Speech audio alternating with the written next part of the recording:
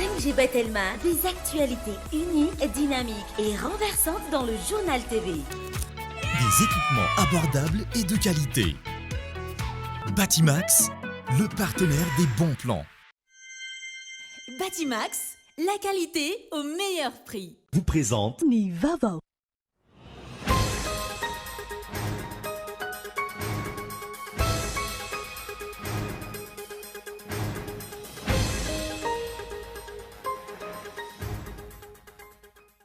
Itombony fanampiana rabola ho azon'i Madagasikara avy amin'ny banky iraisam-pirenena. Hoy ny fanambarana nataon'ny talepanatanteraka eo anivon'ny banky iraisam-pirenena izay niona tamin'ny filohan'ny repoblika teny amin'ny lapa-panjakana Iavoloha.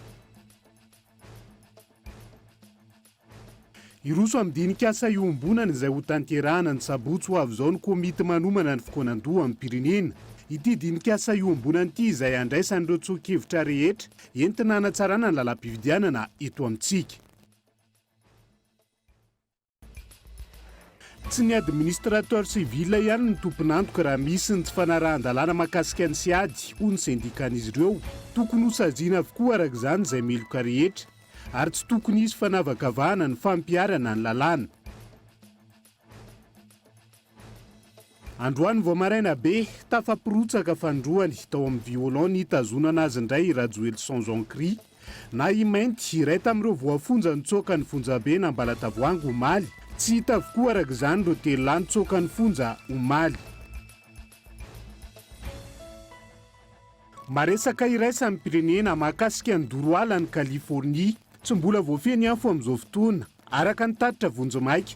Mahery ny 7 hektara ny kilany afo tanteraka amin'izao fotoana izao. Nampitomboana manoloana io ireo mpamonjy voana any amin'ny toerany. Ny antsiprian'izay.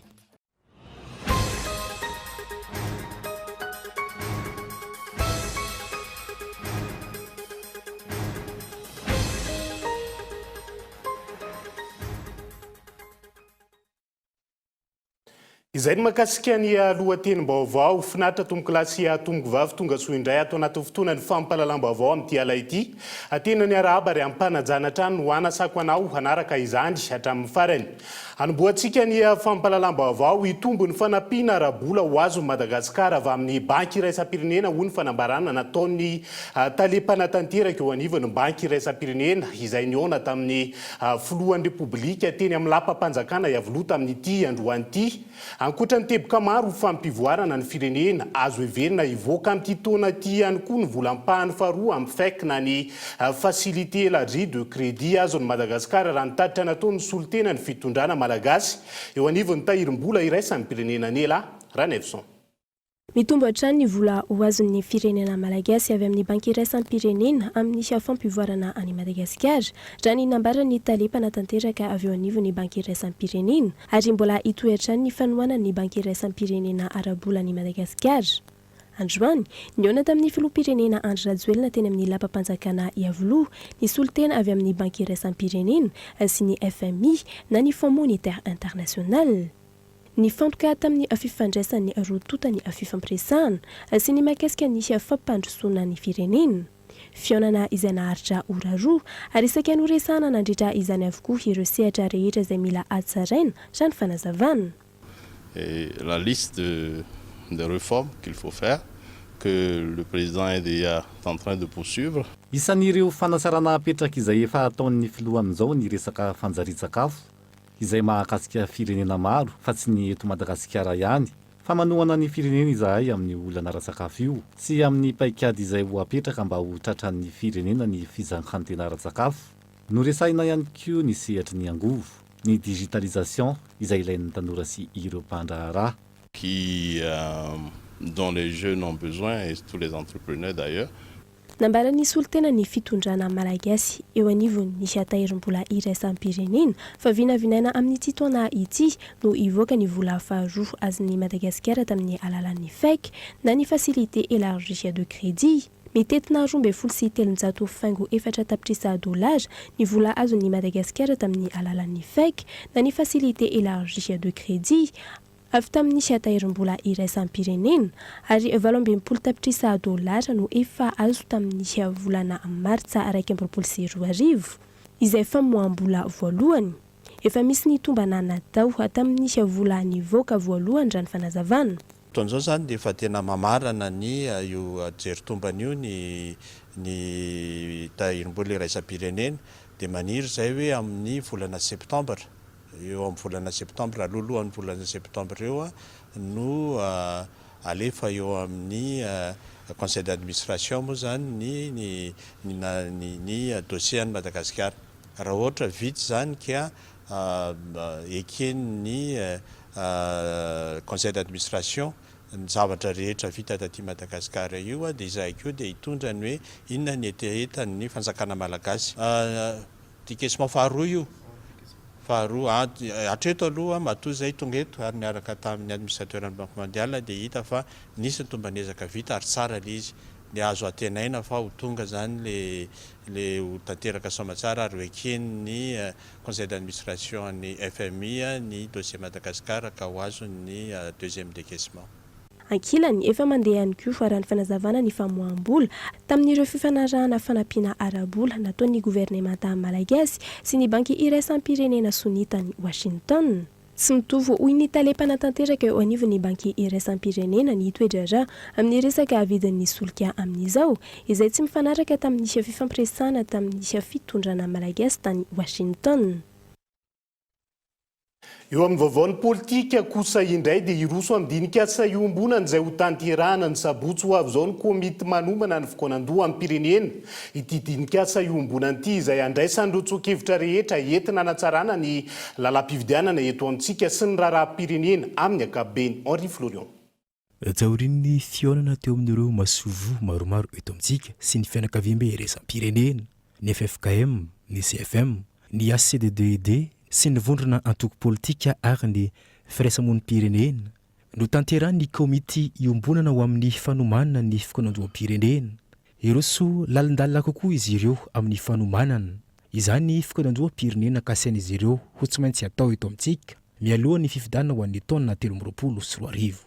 Miroso makany amin'ny dinikasa iombonana ny komity ary ho tanterahana amin'ny asabotsy fa 30 volana Jolay 2024 ho avy izao zany raha afaka pitso. Akoatr'izay io dinikasa iombonana io no dingana faharoa ho amin'ny fanatanterahana ny fikonan-doham-pirenena. Amin'io fotoana io no atao hanokafana ny fandraisana ireo tsoakevitra avy amin'ny mpisehatra rehetra, avy amin'ny lafivalo rehetra mihitsy io tsy hakanavaka izay nasaina mikasika ny lohahevitra izay entina hiatrehana ny fikonan-doham-pirenena.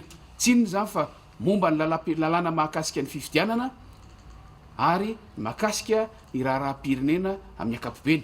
Amin'io fiaonana io ihany koa amin'io dinikasa iombonana io no hamoahana ny tetiandro manaraka ho amin'ny tena fanatanterahana ilay fikonan-doham-pirenena.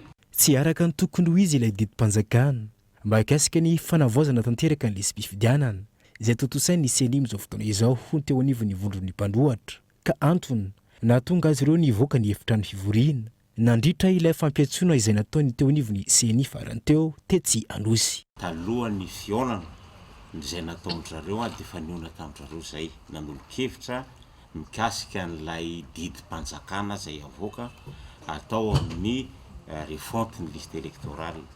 Rehefa nandeha nefa nivoaka ilay didim-panjakana dia tsy mifanaraka amin'ny zavatra ny fampiresahana hita amin'zareo moa zany le izy. Manaraka an'izay koa zany dia nahatsapy izay fa tokony ny fandinihana ny lalàna mikasika ny fifidianana sy ny sisa ny tokony andeha aloha izay nolazaina hoe oka mba tsy ny sarety no atao alohan'io fa ny ombony mitarika ny sarety dia izay nahatonga an'iny le hetsika izay nataona iny satria tsy mahafako anay ny zavatra ny fampiresahana tamin'zareo sy le didim-panjakana mivoaka ary ny fomba hitondrana n'ilay refonte. Ny mpitarika antoko politika, ny firaisamonim-pirenena sy ny fikambanana miantsehatra amin'ny lafin'ny fifidianana ary indrindra fa ny fitoeram-panjakana no antsoin'izy ireo hiatrika ity dinikasa iombonana ity.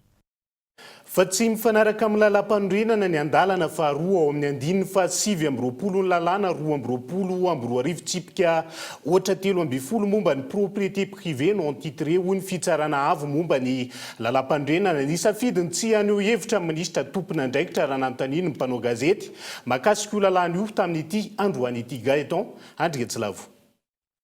Araka ny fanapahan-kevitra laharana fahaenina navoaka ny fitsarana avo momba ny lalam-panorenana nakatoavana ny lalàna 2022-013 momba ny propriété privé non titré ankoatra ny andalana faharoa amin'ny andininy faha 7 milaza fa tsy maintsy mandalo an-tanatohatra samihafa ny fampandehanana sy fanatsarana ny lalàna. Voalaza ny fitsarana avo momba ny lalam-panorenana fa tsy mifanaraka amin'ny lalam-panorenana io andalana faharoa ao amin'ny andininy faha 7 eo. Teboka izay isan'ny aden'ireo fikambanany tantsaha sy ny fiarahamonim-pirenena isan-tokony ny amin'ny tokony hakana hevitra miainga eny fotony ahafahany malagasy misitraka ny zony amin'ny fananany tany.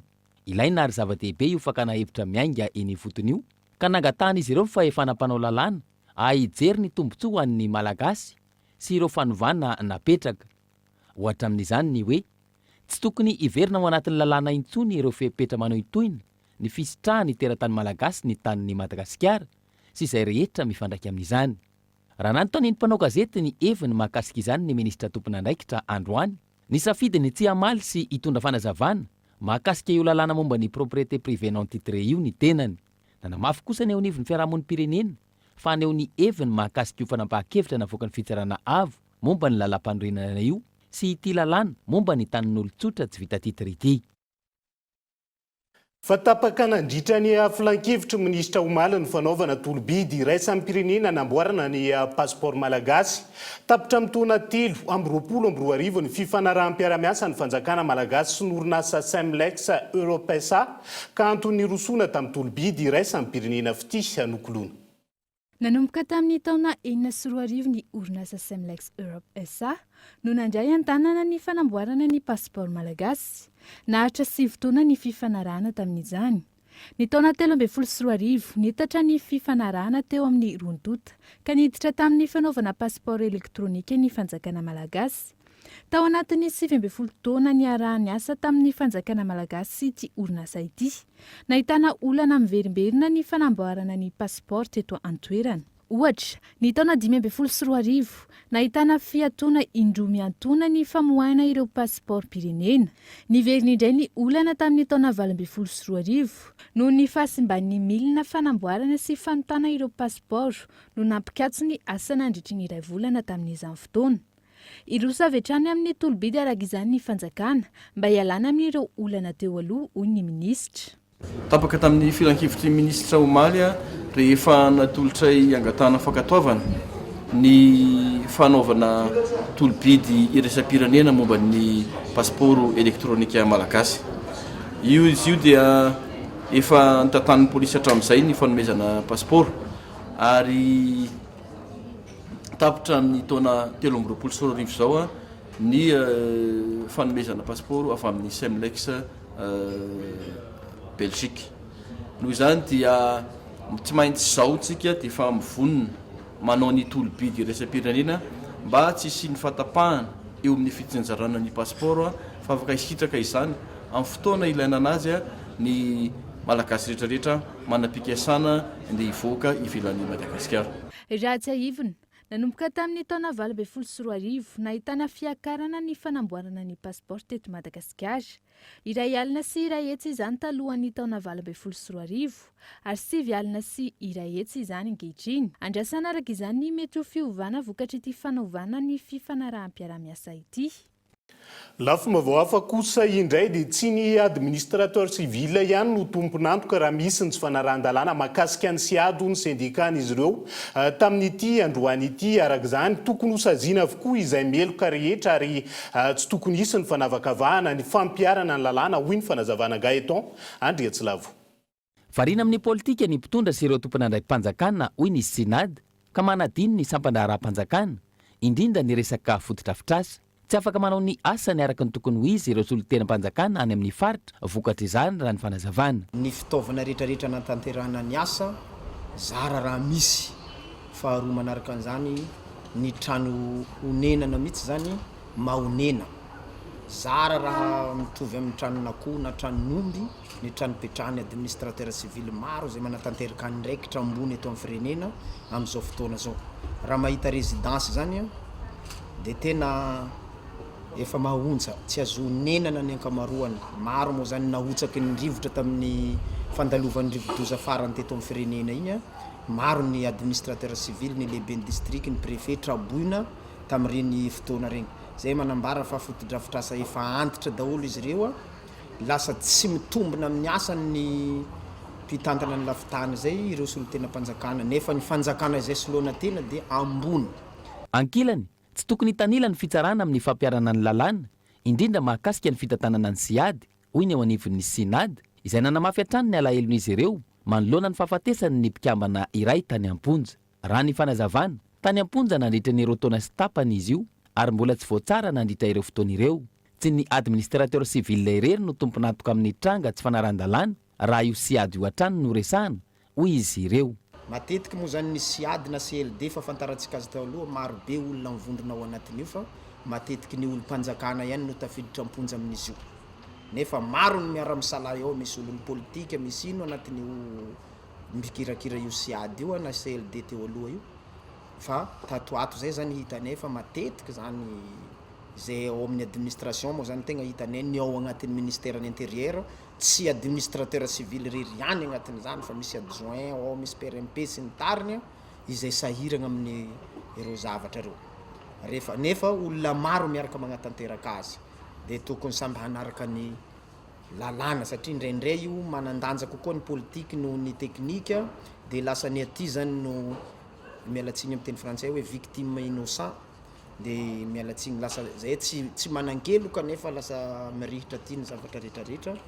Io zany hitako hoe mba mila amboarina, mba mila jerena tsara io a, rehefa samby tsy marina dia samy migadra, rehefa samy marina dia samy afaka. Sarotra ny anatanterahana ny asa raha tsy misy vahaolana aroso manoloana ireo fotodrafitrasa ireo, hoy ny sinady. Tsy misy afa-tsy ny fanomezana sehatra ny solotena mpanjakana eny fotony ihany no ahafahana mametraka ny fitsinjaram-pahefana isiny ny tena fampandrosoana marina ao anatin'izay. Fa ao anatin'izay resaka fitsinjaram-pahefana izay dia fanampiana rabola mitetina roa lavitrisa ariary isan-taona no omen'ny fanjakana foibe ireo governoran'ny faritra manerana ny Madagasikara natanterahany ireo tetikasa sy etaetan'ny mponina eny fotony, hoy ny ministry ny atany sy ny fitsinjaram-pahefana tamin'ity androany ity. Ho fanampiana amin'ny fizakantena ara-pitantanany vondrom-bahoaka paritra hitsinjaram-pahefandreo ihany koa nisy androany ny atrikasa fakakevitra mahakasika ny drafitra nasionaly momba ny fitsinjaram-pahefana miabo. Ilaina ny fizakantena ara-bola sy ara-pitantanana ho an'ireo vondrom-bahoaka paritra hitsinjaram-pahefana.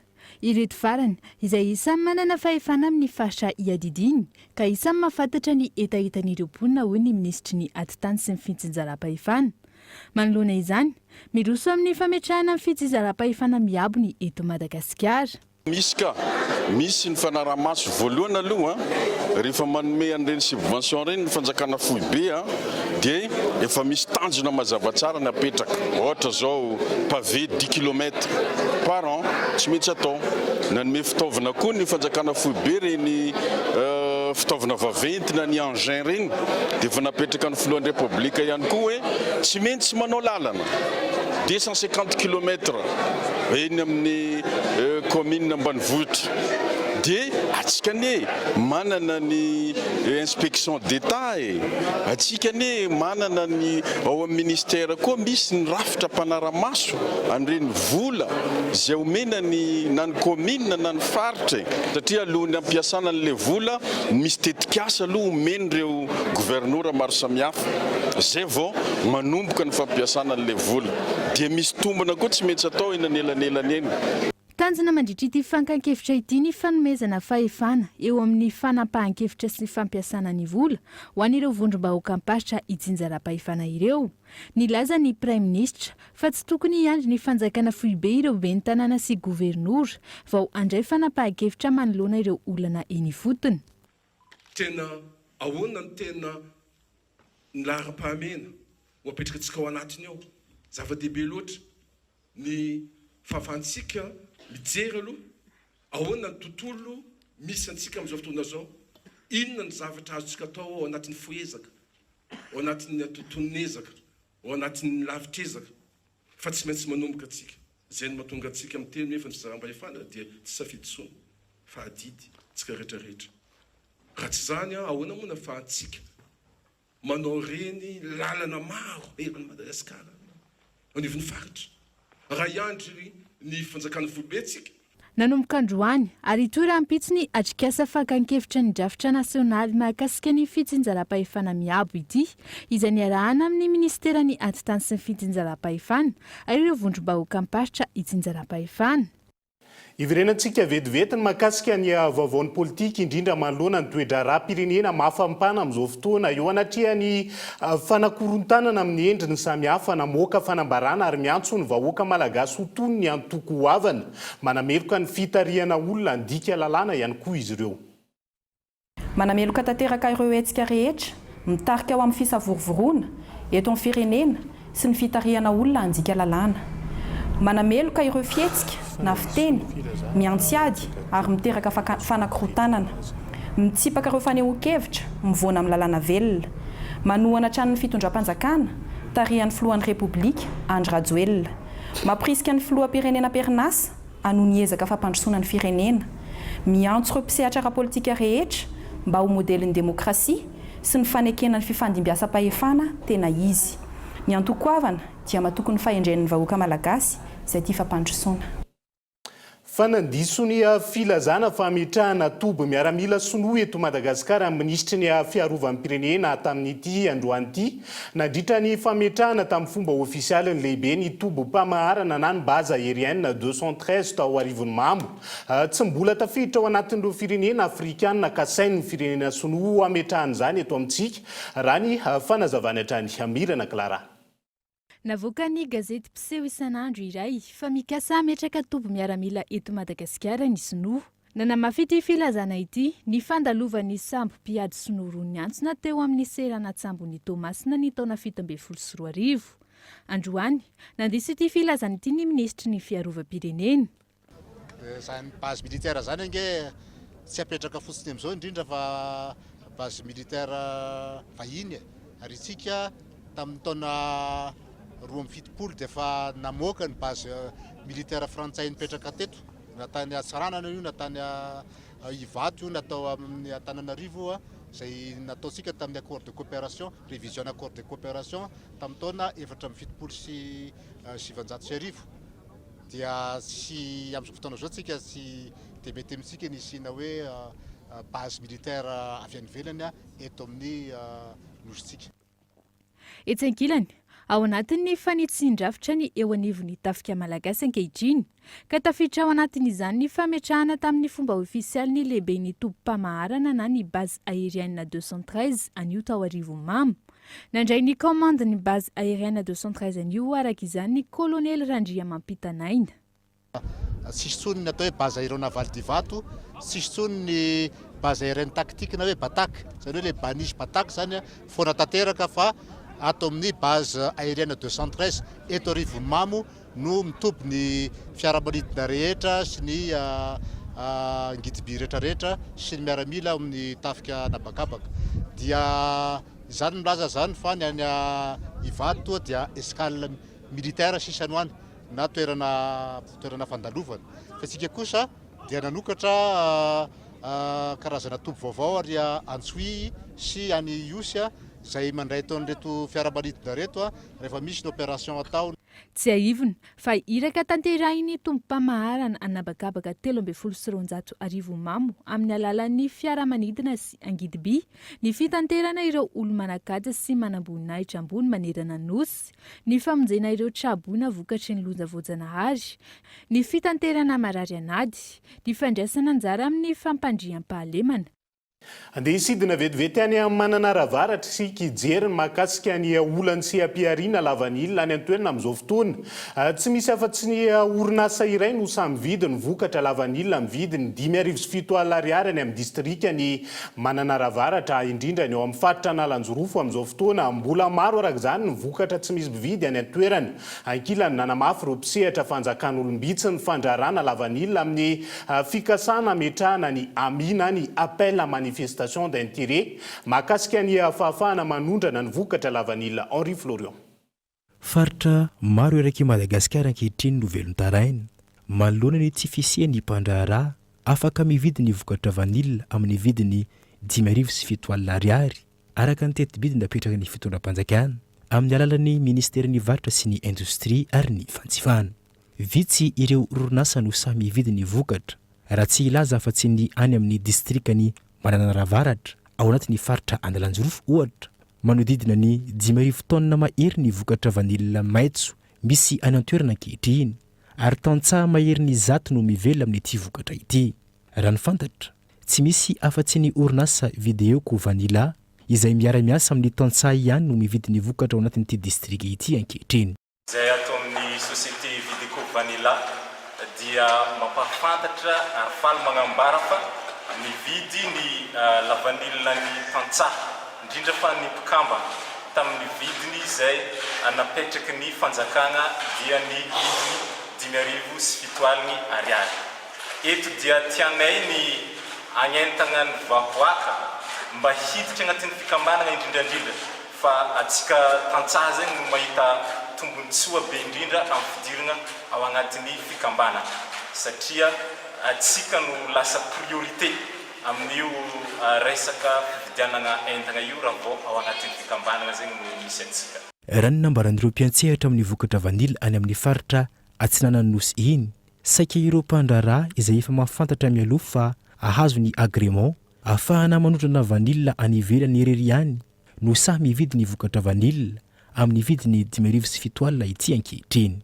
C'est les critères azahoan'le agrément fa tsy de hoe tsy peu 75,000 ariary fa le toko ngamba zay olona afaka vidy 75,000 ariary le olona nanao le patrimoine de devise de mahazo assure izy fa mahazo an'le agrément de afaka mividy 75,000 ariary.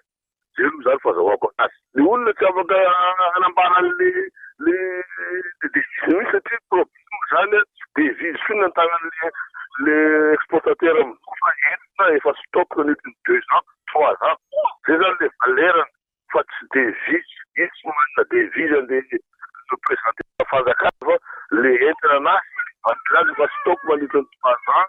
Itsankilany maro ireo mpiantsehatra manamafy fa hanjakan'olombetsy ny fandraharana la vanila eto amintsika. Isan'ny ahian'ireo mpiantsehatra ny hanomevahana ny ampihimamba ohatra ny fikasana hametrahana ny ambi na ny appel à manifestation d'intérêt mahakasika ny fahafahana manotrana la vanila. Tahaka ny saitry ny litchi izay nambaran'ireo mpandraharaha fa hanjakan'olombetsy ihany koa no ny fisian'ny ambi izay. Amin'izao fotoana izao ahiana ho endrika hisehoan'izany ihany koa ny fametrahana ny ambi na ny appel à manifestation d'intérêt ho an'ny sehatra la vanila izay. Araka ny angom-baovao kasaina ho voasonia amin'ny ity volana Jolay ity izany ambi izany. Asa nahoana ihany ny hoavin'ity CAPR-ity indrindra moa zany tao aoriana ny fametrahany reny fameram-bidina izany ho an'ny vidiny la vanila maitso na ny prix à l'export ihany koa zany hoe ny vidiny amin'ny fanondranana izay eo amin'ny 500 dollar fob eo. Izay ihany koa no hoentintsika hiala sasatra anaty doka fo vetivety ny mahakasika ny jour du dépassement na ny refetina mamaritra isan-taona ny fahalan'ny vokatra ny tany ho an'ny zava-mananaina izay nyroso aloha tamin'ity taona 2022 ity eo ihany koa ny mahakasika ilay gadra nitsokany fonjana ambalatavoango omaly atoandro ary tafaporitsaka fandroany indray tao amin'ny violon tazonana azy moa zany tamin'ity androany ity ho arahantsika rehefa avy eo.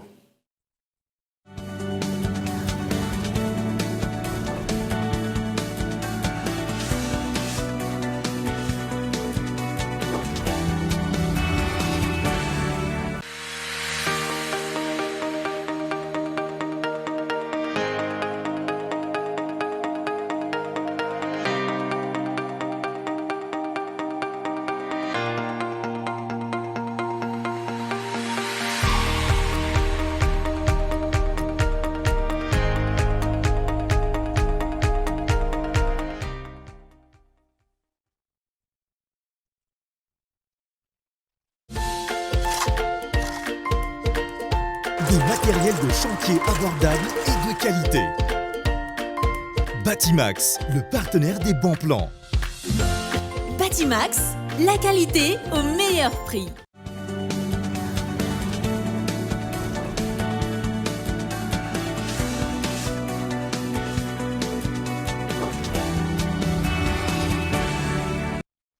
Mbola farimamena ny araba trano tomboko lahy sy tomboko vavy tonga soa atao anatin'ny tapany faharoa amin'ny fampahalalam-baovao amin'ny fiteny malagasy amin'ity ala ity isantarantsika izany. Androso mialoha ny andro fioarana na ny jour du dépassement ho an'ity taona 2022 ity rehefa izay entina mamatra isan-taona ny fahalanian'ny vokatry ny tany ho an'ny zavamananaina. Manoloana ny firosona isan-taona ny jour du dépassement efa mitrosa amin'ny arena voajanahary na ny ressources naturelles ny maneran-tany amin'izao fotoana ary tafiditra amin'ny antsoina hoe dette écologique ny rehetra mianta randrianaivo. Azo lazaina fa mitrosa amin'ny arena voajanahary na ny ressources naturelles nanomboka androany izao tontolo izao. Isan-taona tsy mitsamoroso ny daty ny antsoina hoe jour du dépassement noho ny fiovan'ny toetrandro, ny haintany sy ny maro hafa. Ny roso ary lasa nanomboka androany jour du dépassement na ny fahalanian'ny vokatry ny tany sy ny vokatry ny rano izay tokony ho laniana mandritra ny taona iray tamin'ity taona ity. Raha tokany 7 Desambra no nanomboka ny jour du dépassement tamin'ny taona 770 ary ny 12 Oktobra tamin'ny 770. Ny roso hatrany io daty io ary izao lasa ny 17 ny volana Jolay izao. Amin'ny ankapobeny tsy ampitsony ny vokatra hoarina amin'ny filana ary miditra ho azy amin'ny dette écologique isika ankehitriny. Eran'izao tontolo izao na eto Madagasikara dia ny zavatra tsapa dia hoe efa manomboka tsy maharaka intsony ny filan'ny zavamananaina eto ambonin'ny tany na amin'ny habakabaky ny tany ny zavatra rehetra vokarina na ny vokarin'ny tany na ny vokarin'ny ranomasina na ny vokarin'ny habakabaka. Ohatra amin'izany na ny rano io na ny angovo io na ny sakafo amin'ny ankapobeny dia efa manomboka tsy maharaka ny filan'ny zavamananaina intsony ny vokatra azon'ny tany vokarina. Raha ho an'ny malagasy manokana zao koa satria ny ankamaroan'ny malagasy dia mpamboly dia aka ohatra antsika amin'ny resaka fambolena dia tsy maharaka ny filana ara-sakafo eto Madagasikara ny vokatra vokarina ny malagasy dia izay mahatonga an'ilay fanafarana. Eto Madagasikara efa tsapa mandavataona ny tsy fampiany vokatra amin'ny ankapobeny io. Miankina amin'ny fikajiana ny tontolo iainana ny vahaolana amin'ny manoloan'izay. Raha ny vahaolana aloha hatreto dia mazava dia hoe fampihenana ny famokarana ny entina mpanevoka. Inona moa ny entina mpanevoka dia ny carbone. Satria ny famokarantsika olombelona io entina mpanevoka io no miteraka io fikorontanana sy fiovan'ny toetrandro io. Fanajanonana ny fandoroana ala sy ny fandoroana tanety ary ihany koa ny fampiroboroboana ny fanamaintsoana any Madagasikara amin'ny alalan'ny fambolena hazo. Ary ihany koa ny fanovana ny fahazarana amin'ny fampiasana angovo fandrehitra. Araka ny tatitra ny taona 2020 no nahitana fiatsarana sy fihenana ny fandaniana ny vokatra tao anatin'ny taona iray io. Noho ny Covid-19 sy ny fiboana, niemitra volana aogostra ny jour du dépassement io ny taona 2020 izay.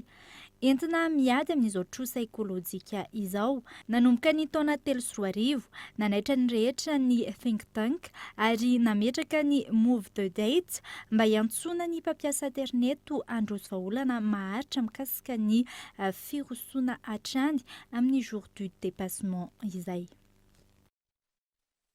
Efa mitrosa amin'ny arena voajanahary ny rehetra raha iny fanadiadiana iny fa betsaka ihany koa zao efa mitrosa manoloana ny fiakarany vidim-piainana amin'izao fotoana io izay hamafy hatrany satria raha ity fanadiadiana ity dia ampiakatra 700 isan-jato ny sarany fitaterana ireo entana ilaina amin'ny fiainana andavanandro ireo fiara vaventy mivondrona eo anivony ATC noho ny fiakarany viditsolika sy ireo kojakoja ilaina amin'ny fiara no anton'izay ary hatra ato anatiny ray volana raha ny fanazavana. Onona saina.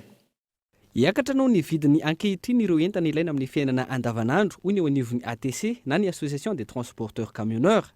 Antony tsy maintsy ampiakatra ny sara-pitaterana hatramin'ny 700 isan-jato izy ireo noho ny fiakarany viditsolika. Ho an'ny transporteur aloha zany dia niakatra amin'ny 700 isan-jato ny fret. Ny antony zay dia tsotra be. Ny pneumatique niakatra any amin'ny 700 isan-jato. Ny entretien courante toy ny menaka sy ny pièce vidina amin'ny andavanandro niakatra 700 isan-jato. Zany hoe tsy ny gasoil zany tokony ampiakatra amin'ny frera ny tena marina fa nisy ny gasoil iny na tonga le déclassement na fiakarana frais. Ohatra zao Tamatavy ary zato ny mitondra ndraiky lao dia tsy maintsy akatra ny amin'ny 700 zany ny frais mitondra ny entana 2 kilao. Ny toliary dia manaraka an'izay koa raha ohatra 200 teo ny frety dia miakatra ny 700 any ny mitondra 2 kilao. Eo amin'ny kilao foana moa zany ny transporteur andesana dia arakaraky ny zavaala vitan'ny toerana no mampiakatra ny frais na mampidina ny frais. Ankoatra ny an'ny fiara vaventy, isy fiakarany ihany koa ny vidin'ireo entana miainga eny am-potony. Alohan'ny tongavan'ny produit rehetra anaty camion dia mbola entina tomina mandeha amin'ny dépôt reny entana reny mbola misy usine niakatra koa ny carburant-ny usine totoana amin'ny vary ohatra na ny charbon transport miala amin'ilay toerana vanatiala maikeo amin'ny tonga ny camion dia tena tsy maintsy hiakatra fa mahatonga anazy tsy miakatra amin'izao tsika miresaka zao dia le mbola nanana stock le olona dia mbola mifankatahotra mifampienoeny fotsiny ny olona zay mahatonga ny charbon mety tazantsika crise kely amin'izao fotoana zao satria mapakatra ianao matahotra ny tselafo nefa anao tsy maintsy mapakatra zao iny fiakarana viditsoloka iny zany raha tena tokony ho izy tokony akarina 100 isaky mandeha fa tsy tonga dia natao plafond ohatran'iny. Manoloana izany miantso ny tokony hitadiavan'ny ministra tompon'andraikitra vahaolana anamahivanana ny fahasahiranam-bahoaka ny fiarahamonim-pirenena. Tsika moa zany dia manana ministera tokoa PA n'izany resaka varotra sy fanjifany zany. Anjaran'ny mpitondra fanjakana no mitady mipaikady mba hialana aingana andresena an'izao ataontsika hoe fiakarana izay tena hoe tsy zaka intsony izy tsy tokony hiandrasana ela ny famahana ity olana amin'ny vidim-pianana ity. Betsaka ny tsy anasa, betsaka ny tsy manana fahefa-mividy nefa hitantsika efa miakatra isan'andro isan'andro ny vidim-piainana. Mampikaikaiky ny maro ny fiakaran'ny sarandalana sy ny vidin'ireo entana ilaina amin'ny fiainana andavanandro ary izao hiakatra izao indray izany atoato araka ity fanambarany ATC ity. Andrasana araka izany ny fepetra orasy ny fitondram-panjakana manoloana ny fidangan'ny vidim-piainana. Fa hikarakarany Forum National de l'Éducation ny Ministeran'ny Fanabeazan'ny Pirenena miaraka amin'ireo mpiara-miombon'antoka izay ataony herinandro Vaovao fotoana izay andinihana hatrany fotony tontolo ny fanabeazana eto amintsika. Fanontaniana apetraky ny maro manoloana izany no hoe tsy nahomby ve ny PSE nambara hatrizay onona saina. Nanambara androany ny ministry ny fanabeazam-pirenena fa isy ny fikaonandoha nasionaly ho an'ny fanovana ny rafim-panabeazana eto Madagasikara mialohany andraisana anjara amin'ny sommet mondial sur l'éducation. Ireo mpiantsehatra rehetra amin'ny sehatry ny fanabeazana no iara-isala amin'izany izay ho tanterahana ny fiandohan'ny volana aogositra izao eny amin'ny CCI Ivato toana ny firenena mikambana.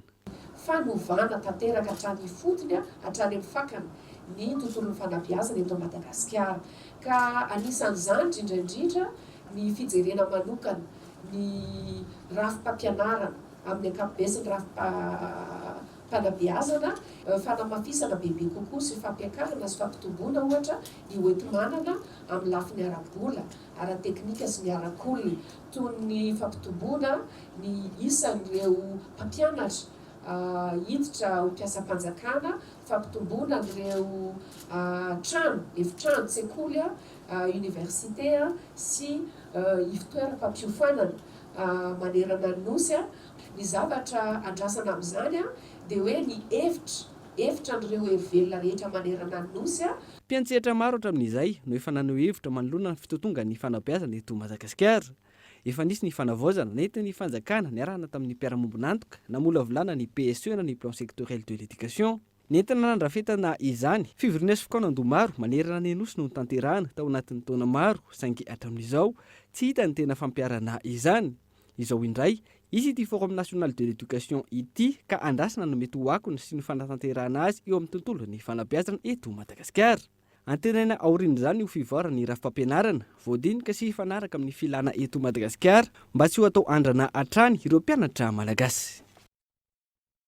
Ao anatin'izay tontolon'ny fampianarana izay hatrany dia ny Université n'Antananarivo ihany hatreto no mbola tsy nanombohana ny fizarana ny vakasion 2024 amin'ireo université enina eto Madagasikara hoy ny ministra ny fampianarana ambony tamin'ity androany ity. Université efatra no efa nahavitany io ankilan'izay raha toka 20% ny vakasion no efa voaray ho an'ny Université Nantsiranana Danela Mino Arso. manoloana ny fitakina ny vakasion 2024 nataon'ireo mpampianatra mitsara ny taratasy-panadina-mpanjakana teto Antananarivo renivohitra andro vitsy zay nanome fanazavana ny minisitra tompon'andraikitra androany fa efa eo ampelantanany Université Antananarivo tamin'ny taona lasa iny ihany ny vakasion 2024 izay nandrasan'ireo mpampianatra. Afaka manamarina fa efa nalefa ny vola ny Antananarivo aza tamin'ny taona 2024 ihany nefa nalefa ny ho an'ireo université hafa kosa dia efa tamin'ny voalohan'ny ty taona 2024 ty no natao. Mety misy ny fandaminana sy ny fikirakirana izay ataony fa efa nampahafantarina ny zareo kosa ary nomena azy ny instruction amin'ny tokony andoavana zany toy indreo. Misy ny fanitsanana ny anaran'ireo mpampianatra tsy naharaisana taratasy fanamarinana ao anatin'ny lisitry ny mpisitraka ny vakasion raha ny fanazavana hatrany. Tombanana hivoaka amin'ny herinandro avy izao ny vakasion 2024 ho an'ireo mpampianatra tokony hisitraka izany raha ny fanazavana hatrany.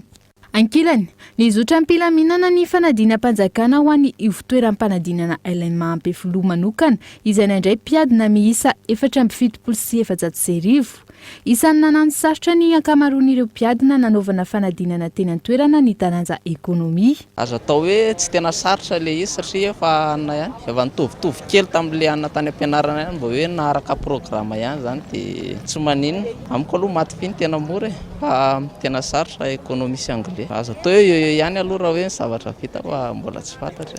Le ana zany efa anandray aman-dreniko le izy moa zakony koa efa ela be naniranao teknika dia izay na tonga na le izy. Le mifanaraka amin'le gestion no comptable misy no anako no izay ny tanjona tamin'le teknika. Ekonomia sy maty fi sarotra. Sady manantena tsy manantena misalasala tsisy programme. Tsisy mora fa eo daholo dia misy sarotra ekonomia manana fanantenana. Ny faran'androany alakamisy ny fanadina-mpanjakana bakalorea teknika manerana nosy nanomboka ny alatsinainy teo kosa ny fitsarana ireo taratasy-panadinana bakalorea amin'ny ankapobeny. Vinavinaina hivoaka hatramin'ny faran'ny volana aogositra ho avy izao ny valim-panadinana bakalorea manerana nosy raha nambaran'ny minisitra androany.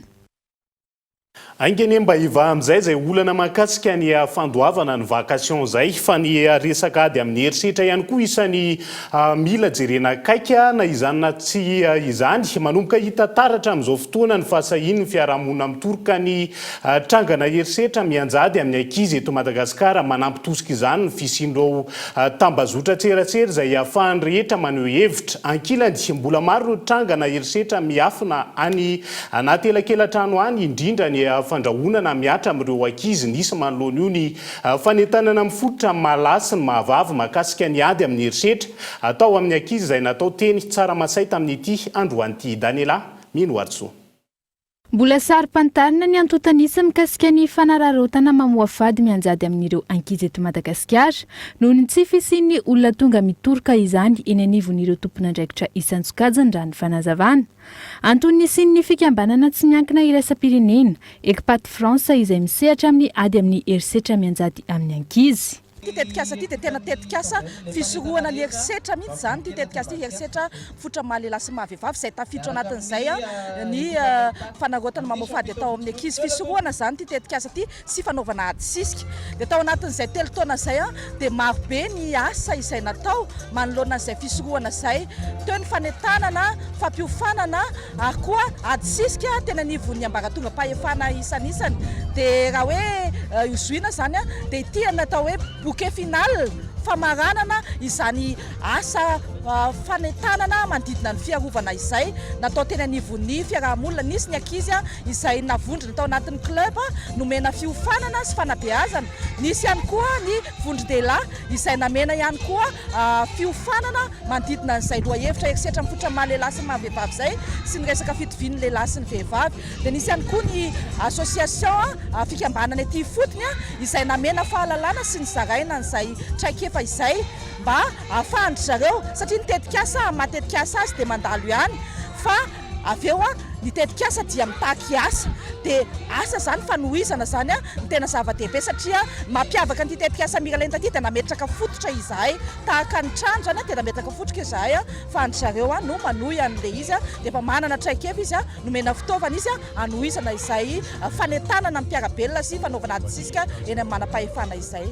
Nivoatra ny toetra raha manoloana ny herisetra mianjady amin'ireo ankizy eto Madagasikara raha oharina tamin'ny teo aloha ny fanazavana.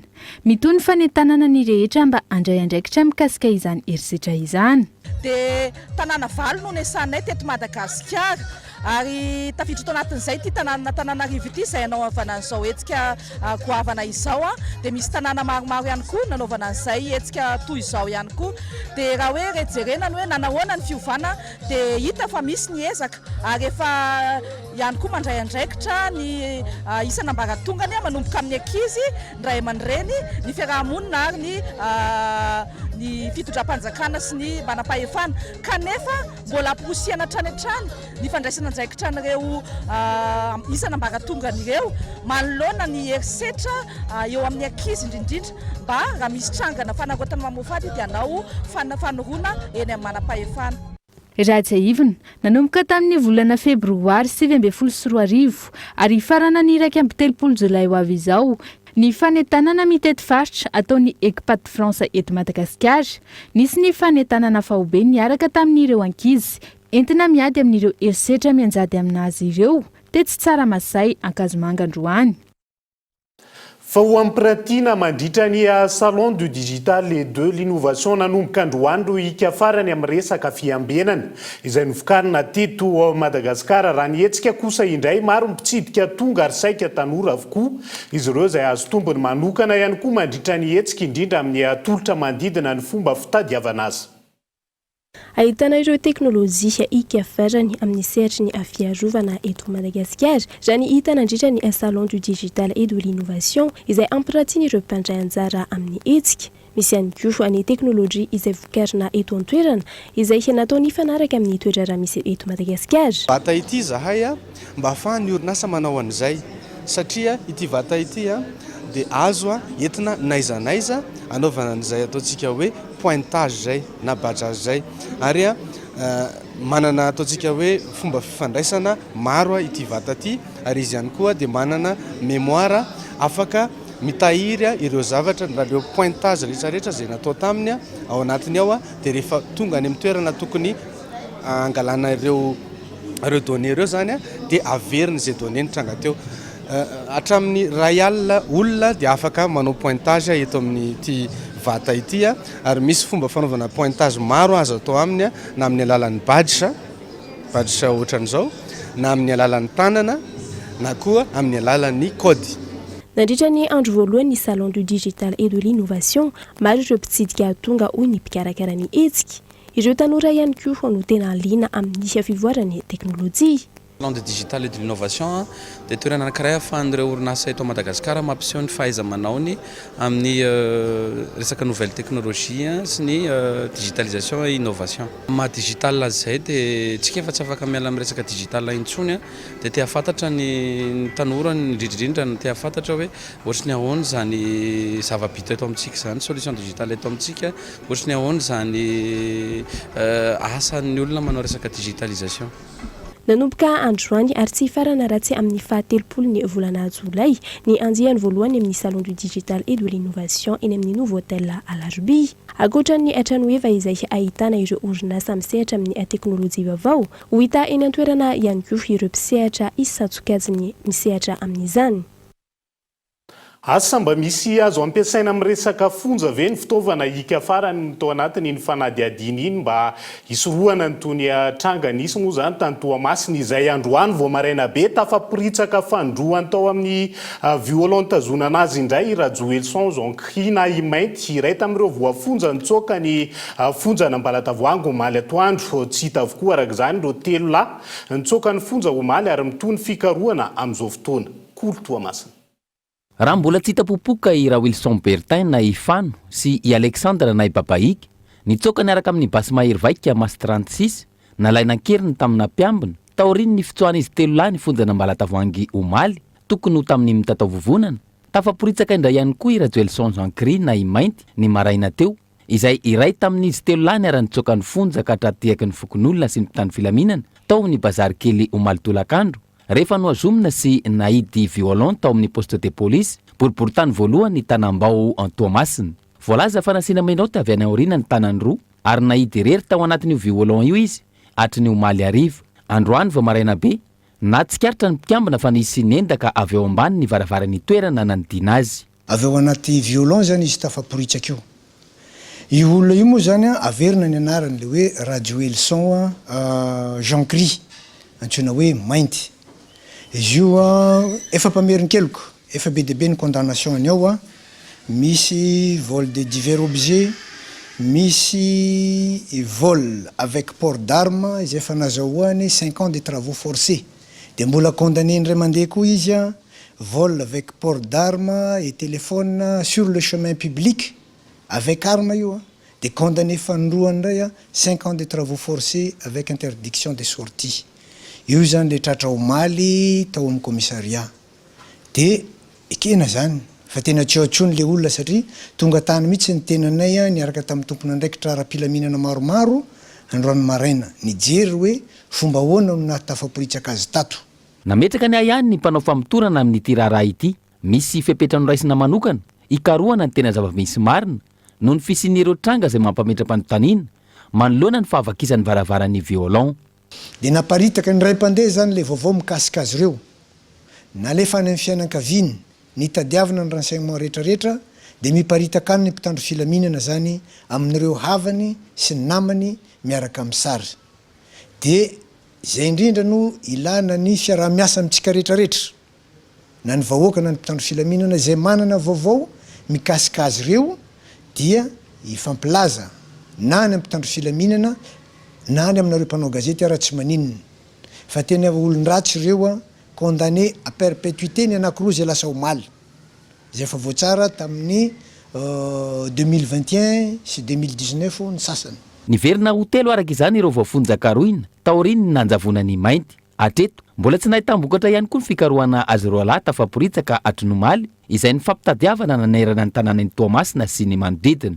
Isy ny fanadihadiana hafa isokatra mahakasika ny fiambenana ny toerana izay natafaporitsaka ireo voafonja ireo na ny tany amin'ny fonjana Ambalatavoangy natao amin'ny poste de police premier arrondissement Tanambao 1. Zay zany ny antso hoan'ireo zay manana ny aloharano-baovao mahakasika izay na raha maheno ihany koa mainty ao anatiny de mamali zany ao anatin'izay fa nisehoana loza ny mpifamovozana ny ariva teo tokony tamin'ny nora sasany lalam-baovao maki miazo ny sampana ambotry manjaka fiara roso moto iray no nifandona tamin'izany ialana tsiny ho azay mety hotohina ny sary ao anatin'ity fanadihadiana ity. Vehivavy iray nentina tamin'ity moto ity no naratra mafy ny ariva teo tokony tamin'ny enora sy sasany tamin'ny lalam-baovao maki antotapenaka iazo ny sampanana ambotry manjaka vokatry ny loza ny mpifamovozana.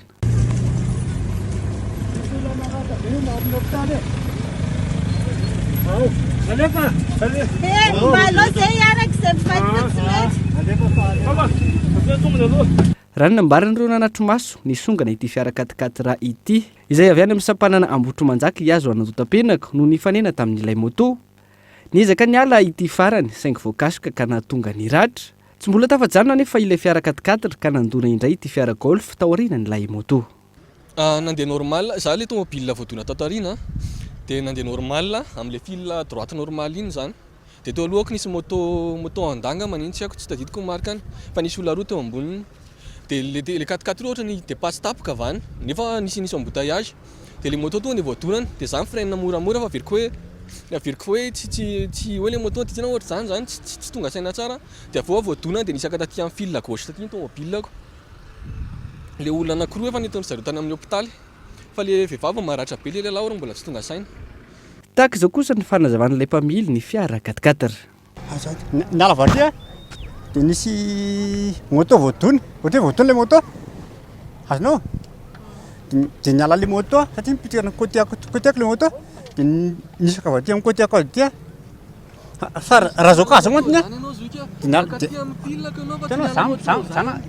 dia niala le moto dia non tsy possible isy ambotany mihitsy amin'ny ty lalana ty dia tandriny niala moto Sai le moto mikodina ty ndiala le votona zany le moto ohatrin'ny kodity dia nalina dia tsisy fanakaty côté côté zay natonga le accident fa iza na zany hoe le moto zany ny anjera ohatrin'ny hoe nahita moto ny anjera dia niala an'iny azonao iza nadona le moto ohatrin'ny votona vanetina avao le moto niala le moto votona dia tsy maintsy tsere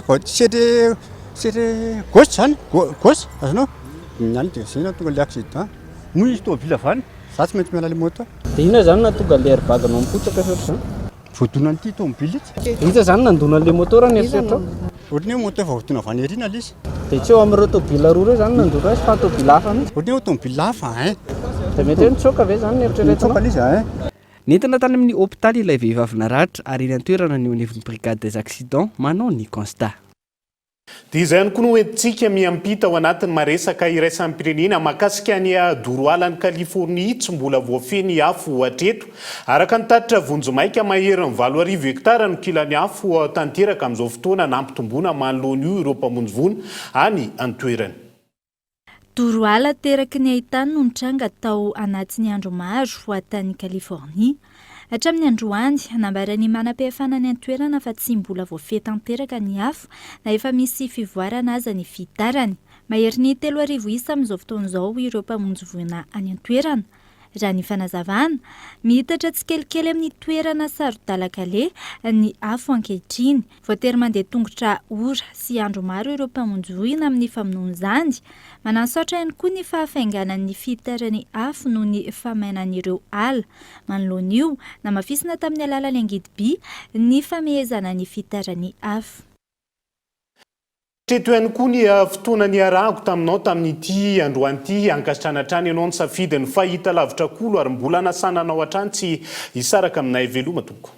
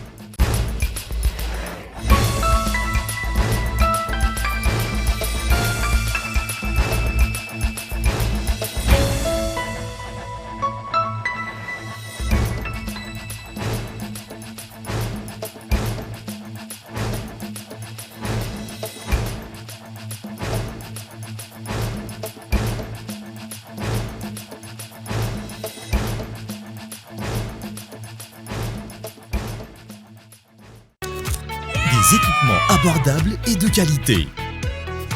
Batimax, le partenaire des bons plans.